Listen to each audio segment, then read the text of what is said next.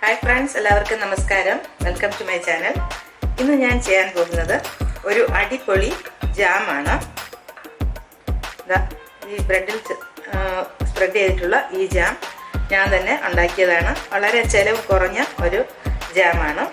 ഇത് ആർട്ടിഫിഷ്യൽ കളേഴ്സോ അങ്ങനെ ഒന്നും തന്നെ ചേർത്തിട്ടില്ല. നമ്മുടെ വീട്ടിൽ കിട്ടുന്ന നാച്ചുറൽ ഇൻഗ്രീഡിയൻസ് വെച്ച് ഉണ്ടാക്കിയ മനോഹരമായ ഈ ജാം. ഇതിൻ്റെ പ്രിപ്പറേഷൻ നിങ്ങളൊന്ന് കാണുക.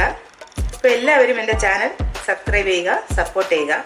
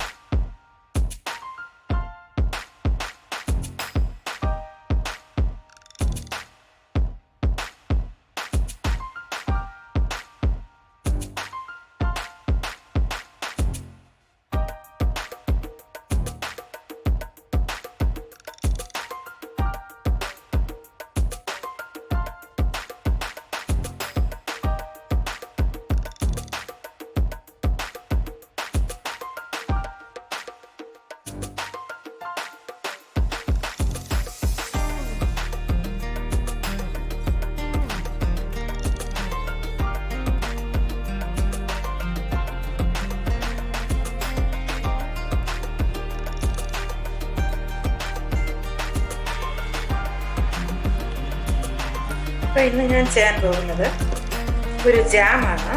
ഈ സ്റ്റാർ ഫ്രൂട്ടും ബീട്രൂട്ടും വെച്ചാണ് ജാം ഉണ്ടാക്കുന്നത്. ഇത് എൻ്റെ വീട്ടിലുണ്ടായതാണ്.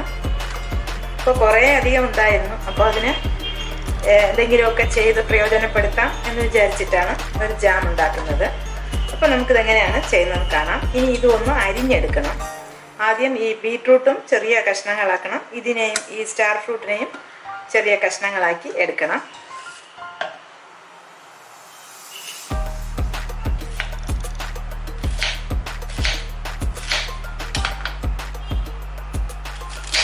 കറക്റ്റായിട്ട് സ്റ്റാറിൻ്റെ ഷേപ്പാണ്, അതുകൊണ്ടാണ് ഇതിനെ സ്റ്റാർ ഫ്രൂട്ട് എന്ന് പറയുന്നത്. അപ്പോൾ നമുക്കിതിനെ മുഴുവൻ അരിഞ്ഞെടുക്കാം.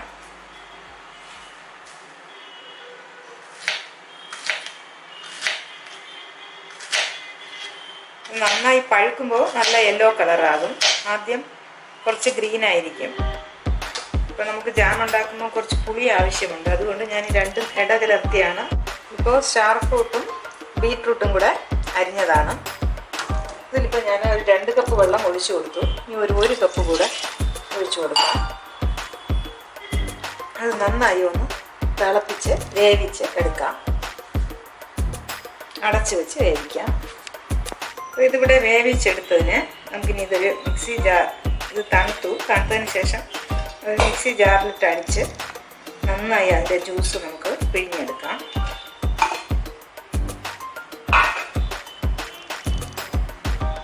ഇപ്പോൾ വെന്തതിന് ശേഷം ഒന്ന് തണുത്തതിന് ശേഷം നമുക്കിനി മുഴുവൻ ഒന്ന് അരച്ച് നന്നായിട്ട് ഇതിൻ്റെ ജ്യൂസ് പിഴിഞ്ഞെടുക്കാം. ഇപ്പോൾ ഇത് മിക്സിയിൽ അടിച്ചത് ഇനി ഒരു അരിപ്പയിലൂടെ ഇതിനെ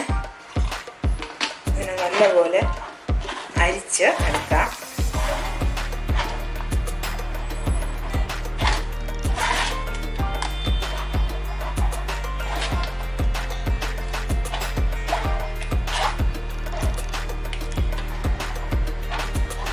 മുഴുവൻ കിട്ടത്തക്കവണ്ണം അതിനെ നമുക്ക് നന്നായി അരിച്ചെടുക്കാം.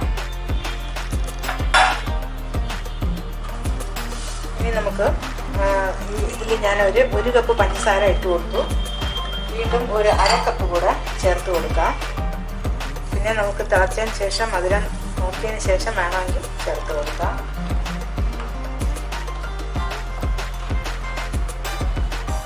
ആദ്യം 1 കപ്പ് ഇട്ടു, പിന്നെ രണ്ടാമത് ഒരു 1/2 കപ്പ് കൂടെ ചേർത്ത് കൊടുത്തു. ഇനി നന്നായിട്ട് തിളയ്ക്കുമ്പോൾ ഒന്ന് മധുരം നോക്കിയതിന് ശേഷം വേണമെങ്കിൽ പിന്നെ ആഡ് ചെയ്യാം. ഇത് നന്നായി തിളക്കട്ടെ, ഇടയ്ക്കിടയ്ക്ക് നമ്മൾ ഇളക്കി കൊടുക്കണം. ഇനി നമുക്ക് ഈ 1/2 കപ്പ് പഞ്ചസാര കൂടെ ചേർത്ത് കൊടുക്കാം.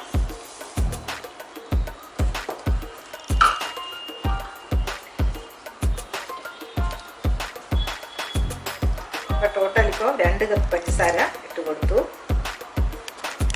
അപ്പോൾ കുറേ സമയമായി ഈ സ്റ്റേജ് എത്തിയിട്ടുണ്ട്.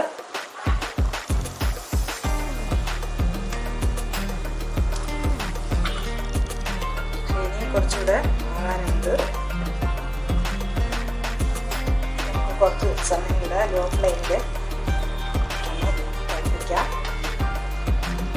ജാമിൻ്റെ കൺസിസ്റ്റൻസി വരും വരെ നമുക്ക് തുടർന്നുകൊണ്ടേയിരിക്കണം.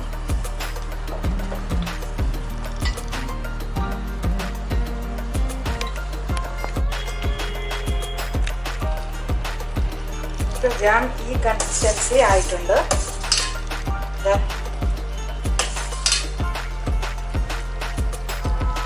ഈ കൺസിസ്റ്റൻസി ആയി.